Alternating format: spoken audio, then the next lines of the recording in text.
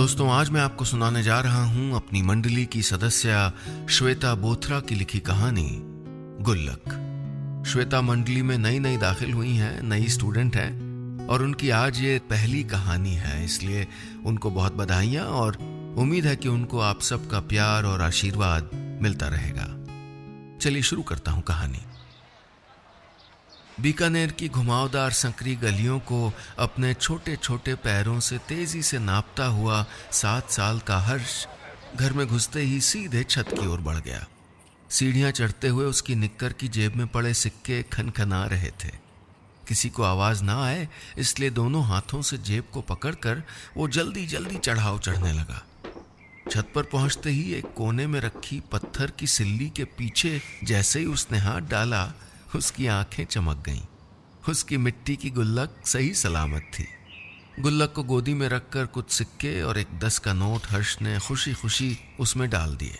बस जल्दी से गुल्लक भर जाए, फिर वो अपने लिए रेड कलर वाली साइकिल लेगा, वैसी जैसी उसकी दोस्त के पास है। दोनों हाथों से उसने गुल्लक हिलाया तो सिक्कों की तेज खनखनाहट हुई और अगले ही पल वो खनखनाहट उसके होठों पर आकर मुस्कुराहट में बदल गई। सिक्कों की तेज आवाज सबूत थी कि उसकी गुल्लक भरी कम, खाली ज्यादा थी। वो अपनी छोटी छोटी उंगलियों पर हिसाब करते हुए बुदबुदाने लगा। 2 रुपए सुबह पापा ने दिए थे, 2 रुपए मम्मी से लिए थे, अब बचते हैं दादू, 5 रुपए तो दादू भी दे देंगे। उसके इस सुकून भरे सपने के गुब्बारे को मम्मी की तेज आवाज ने फोड़ दिया। हर्ष नीचे आओ, ट्यूशन का टाइम हो गया है। हर्ष नीचे उतरा तो देखा कि छुटकी बैग टांगे तैयार खड़ी थी। छुटकी उम्र में तो हर्ष से छोटी थी, लेकिन अकल में दादू से भी बड़ी। हर्ष को देखते ही शिकायत के लहजे में बोली, मम्मी भैया रोज लेट करता है। हर्ष ने मम्मी से नजर बचाकर चुटकी की चोटी खींची और जीभ चिढ़ाते हुए अंदर बैग लाने चला गया। हर्ष जैसे ही बाहर आया तो छुटकी उसको मारने के लिए दौड़ी, मगर दरवाजे से अंदर आते अपने पापा से जा टकराई।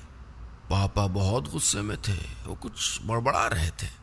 दोनों बच्चों को लगभग नजरअंदाज करते हुए वो सीधे अंदर चले गए और जोर जोर से आवाज लगाने लगे, पल्लवी, पल्लवी। हर्ष की मम्मी पल्लवी अपने गीले हाथों को पल्लू से पोंछती हुई जैसे ही किचन से निकली, पापा का गुस्सा फूट पड़ा। आज फिर दादू ने मुझको सबके सामने बेइज्जत किया। वो पान वाले मानिक से भी उधारी कर रखी है।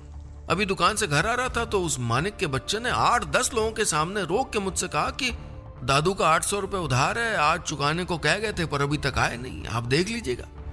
हैं? पापा बहुत गुस्से में थे, बोले, अरे पहले ही पैसों की इतनी किल्लत है और ऊपर से दादू की उधारियां, मैं तंग आ गया हूं। आज तो मैं उनसे बात करके ही रहूंगा भाई। दरवाजे की ओट में खड़ा हर्ष पापा के गुस्से से सहम गया। लगता है आज फिर पापा और दादू का झगड़ा होगा, जैसा आजकल हर रोज होने लगा था। कन्हैयालाल आचार्य पूरे बीकानेर के लिए दादू थे। फिर चाहे वो उनका बेटा कल्पेश हो या पोता हर्ष, सब उनको दादू कहकर बुलाते हैं। पर आजकल दादू खुश नहीं थे और उसकी वजह थी उनकी और उनके बेटे की अनबन। हर्ष ये तो जानता था कि पापा और दादू के बीच में सब ठीक नहीं है, पर वो ये नहीं जानता था कि पापा दादू से नाराज क्यों रहते थे, और ना ही वो उनके झगड़े के शब्द समझ पाता था। पर उन दोनों की ऊंची आवाज उसे सहमा देती थी। इसलिए जब भी उन दोनों का झगड़ा होता वो छत पर भाग जाता और कोने में बैठा उन आवाजों के धीमा होने का इंतजार करता रहता। पापा और दादू पैसों को लेके इतना क्यों लड़ते हैं? इतना तो मैं और छुटकी भी नहीं लड़ते। यही सोचते हुए वो घर वाली गली से गुजर रहा था। दादू वहीं नुक्कड़ पर मानिक पान वाले की दुकान पर खड़े थे। हर्ष को देखते ही बोले, आजा मेरे शेर, नारंगी वाली गोली खाएगा?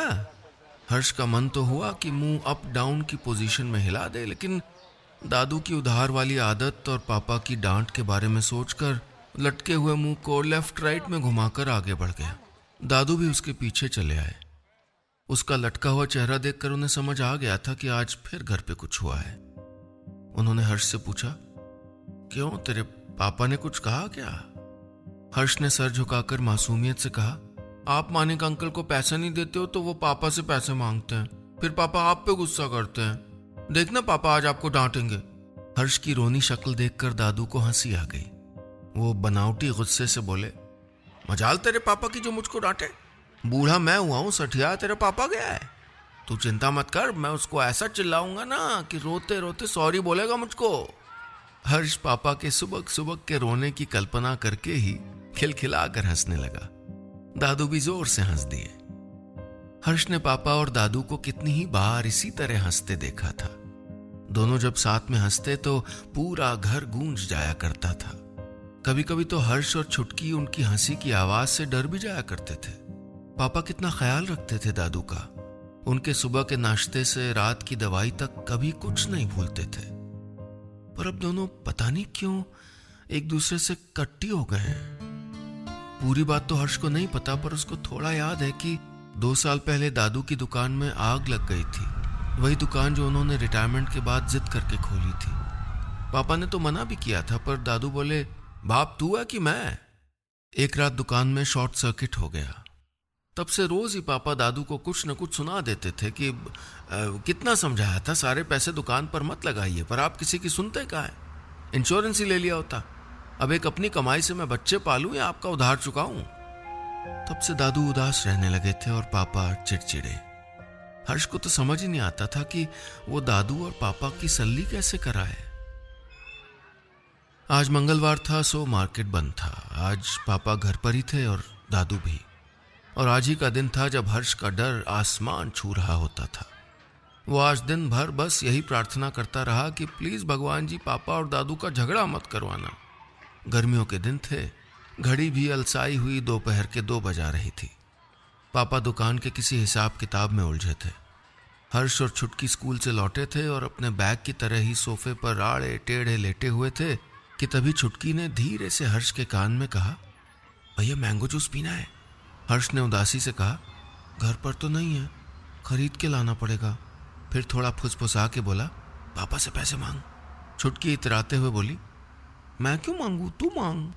हर्ष और छुटकी की तू मांग की नोक झोंक पापा के कानों में पड़ी तो वो हिसाब करते करते ही बोले, क्या हुआ है, क्यों झगड़ रहे हो। छुटकी तपाक से बोली, पापा भैया को मैंगो जूस पीना है, पैसे चाहिए। पापा ने काम करते करते कहा, अभी पैसे नहीं है, शाम को ले लेना। दादू बाहर वाले कमरे में लेटे थे। वहीं से बोले, ये ले 20 रुपए, ले आ जो लाना है। दादू की बात सुनकर पापा बड़बड़ाए, अभी से आते मत बिगाड़िए इनकी। पापा के इस टॉन्ट का जवाब दादू ने भी टॉन्ट से दिया, अरे तुम्हारी आदतें सुधार के कौन सा बड़ा काम कर लिया मैंने। छुटकी और हर्ष मुंह पे हाथ रख के हंसने लगे और पापा अपने कमरे में चले गए। हर्ष दादू के पास जाकर बैठ गया। थोड़ी देर तक ऐसे ही बैठा रहा और फिर अचानक उसने दादू से पूछा, आप और पापा इतना क्यों लड़ते हो। हर्ष के इस सवाल का दादू ने कोई जवाब नहीं दिया। वो बस आंखें बंद करके लेट गए। लग रहा था मानो हर्ष के पूछे गए सवाल का जवाब वो खुद नहीं जानते। ख्यालों का सहारा लेकर दादू गुजरे कल में पहुंच गए। बचपन में जब उनकी पत्नी उनके बेटे यानी कल्पेश को डांटती तो वो उनके पीछे आकर छुप जाया करता था, या कोई भूत की फिल्म देखते देखते जोर से उनका हाथ पकड़ लेता था।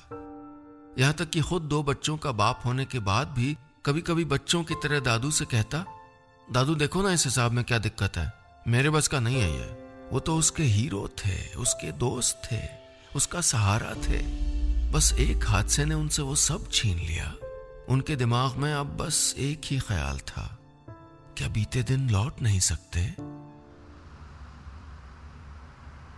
आज हर्ष छुटकी के साथ स्कूल से लौटा तो देखा सब चुप थे। लगता है पापा ने आज फिर दादू से कुछ कहा था। दादू भी गुस्से में थे और पापा से बोल रहे थे, अपनी जिंदगी अपनी शर्तों पे जिए मैंने, तुम्हारे पैसों का मोहताज नहीं हूं, कर्जा भी चुका दूंगा और अपना खर्चा भी उठा लूंगा, तुम्हें चिंता करने की जरूरत नहीं है।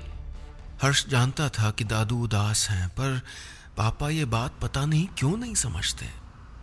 पापा से आमना सामना ना हो इसलिए दादू ने दुकान जाना बंद कर दिया था और शायद पापा को ज्यादा गुस्सा इसी बात पर आ रहा था क्योंकि इस मुश्किल वक्त में उनको दादू की सबसे ज्यादा जरूरत थी। कितना अच्छा होता अगर सब कुछ पहले जैसा हो जाता, हर्ष अक्सर सोचा करता था। पहले तो दादू उसे और छुटकी को कितनी कहानियां सुनाते थे, हर शाम गोलगप्पे और आइसक्रीम खिलाने ले जाते थे। पर अब तो घर पर दादू होते हुए भी नहीं है, अपने आप में खोए रहते हैं। हर्ष कहानी सुनाने को कहता तो थकी हुई आवाज में कहते, आज कोई कहानी याद नहीं आ रही है, कल सुनाऊंगा। और वो कल कभी नहीं आता। हर्ष को ये सब अच्छा नहीं लग रहा था।